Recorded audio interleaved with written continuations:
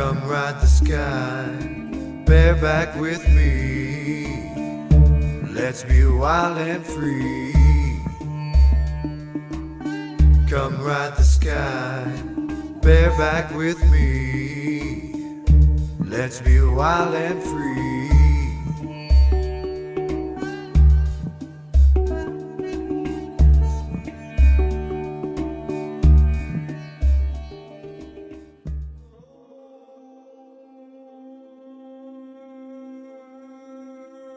Friends, it has been our misfortune to welcome the white man. We have been deceived. He brought with him some shining things that pleased our eyes. He brought weapons more effective than our own. Above all, he brought the spirit water that makes one forget old age, weakness, and sorrow. My countrymen, shall the glittering trinkets of this rich man, his deceitful drink that overcomes the mind, shall these things tempt us to give up our homes, our hunting grounds, and the honorable teachings of our elders? Shall we permit ourselves to be driven to and fro, to be herded like cattle of the white man? Those natives who go over to the white man can be nothing but beggars, for he respects only riches. And how can a native be a rich man? He cannot, without ceasing to be a native. As for me, I have listened patiently to the promises of the Great Father, but his memory is short. I am now done with him. This is all I have to say. The whites, who are civilized and educated, swindle me, and I am not hard to swindle, because I do not know how to read and write. We do not want riches. We want peace and love. They made us many promises, more than I can remember, but they never kept but one. They promised to take our land, and they took it. The Great Spirit will not make me suffer because I am ignorant. He will put me in a place where I shall be better off than in this world. Even if you live 40 or 50 years in this world and then die, you cannot take all your goods with you. When we first had this land, we were strong. Now are melting like snow on the hillside, while you are grown like spring grass. In 1868, men came out and brought papers. We could not read them, and they did not tell us truly what was in them. We thought the treaty was to remove the forts and for us to cease from fighting.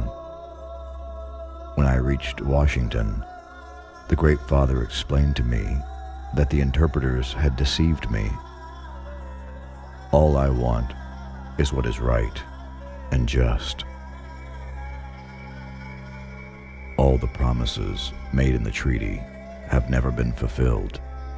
The object of the whites is to crush the native down to nothing. We were told that they wished merely to pass through our country, to seek for gold in the far west. Yet before the ashes of the council are cold, the Great Father is building his forts among us. His presence here is an insult to the spirits of our ancestors. Are we then to give up their sacred graves to be plowed for corn? The Great Spirit raised both the white man and the native. I think he raised the native first. He raised me in this land. It belongs to me. The white man was raised over the great waters, and his land is over there. Since they crossed the sea, I have given them room. There are now white people all about me. I have but a small spot of land left. The Great Spirit told me to keep it. When I was a young man, I was poor, in a war with other nations. I was in 87 fights. There I received my name and was made chief of my nation. But now I am old, and I am for peace. I was a warrior on this land where the sun rises. Now I come from where the sun sets. Whose voice was first sounded on this land? The red people with bows and arrows. The Great Father says he is good and kind to us. I can't see it. You whites make all the ammunition. I hope the great Heavenly Father, who looks down upon us, will give all the tribes his blessing, that we may go forth in peace and live in peace all our days, and that he will look down upon our children and finally lift us far above this earth. I am poor and naked, but I am the chief of the nation. We do not want riches, but we want to train our children right. Riches will do us no good. We could not take them with us to the other world. We do not want riches. We want peace and love. I have come a long distance to my great father's house. See if I have left any blood in his land when I go. When the white man comes into my country, he leaves a trail of blood behind him. I was born a Lakota, and I shall die a Lakota. Before the white man came to our countries, the Lakota were free people. They made their own laws and governed themselves as it seemed good to them. Now, the priests and ministers tell us that we have lived wickedly when we lived before the white man came among us. Whose fault was this? We lived right as we were taught it was right. Shall we be punished for this? I am not sure that what these people tell me is true.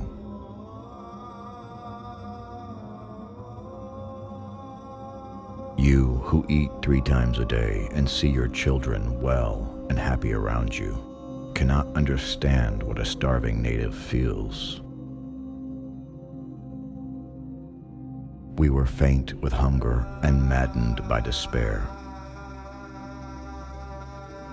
We held our dying children and felt their little bodies tremble as their soul went out and left only a dead weight in our hands.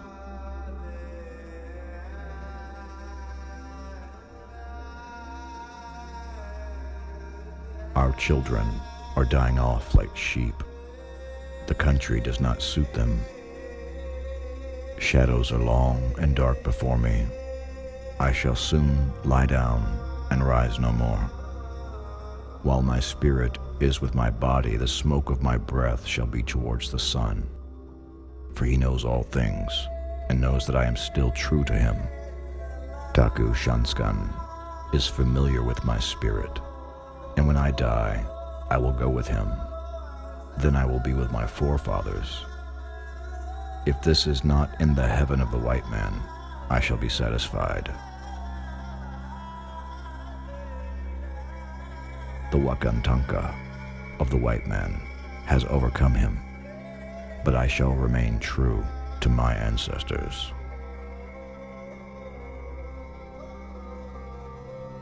When you buy anything with money, I want you to buy me what is useful.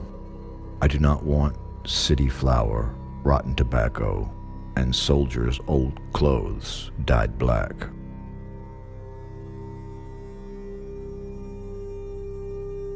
As a child, I was taught the Taku Wakan were powerful and could do strange things. This was taught me by the wise men and the shamans. They taught me that I could gain their favor by being kind to my people and brave before my enemies, by telling the truth and living straight, by fighting for my people and their hunting grounds. When the white man came, we gave them lands and did not wish to hurt them. But the white man drove us back and took our lands. Then the Great Father made us many promises, but they are not kept. He promised to give us large presents, and when they came to us, they were small. They seemed to be lost on the way. I do not allow my nation or any white man to bring a drop of liquor into my country. If he does, that is the last of him and his liquor. Look at me. I am poor and naked. I do not want war with my government. If the Great Father kept white men out of my country, then peace would last forever. The Great Spirit raised me up in this land and has raised you in another land. What I have said, I mean. I mean to keep this land. There was no hope on earth, and God seemed to have forgotten us. Some said they saw the Son of God. Others did not see him. If he had come, he would do some great things as he had done before.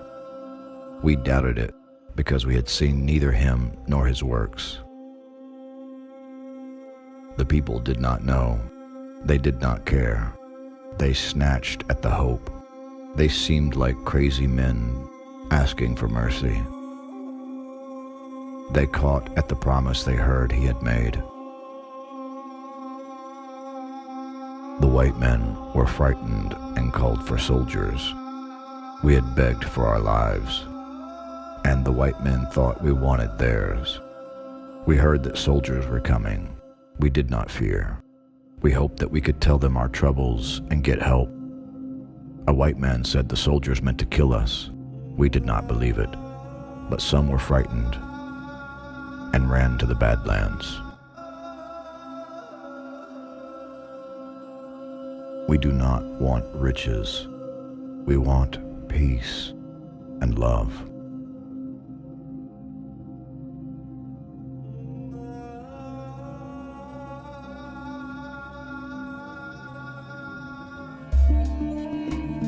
Come ride the sky, bareback with me. Let's be wild and free. Come ride the sky, bareback with me. Let's be wild and free.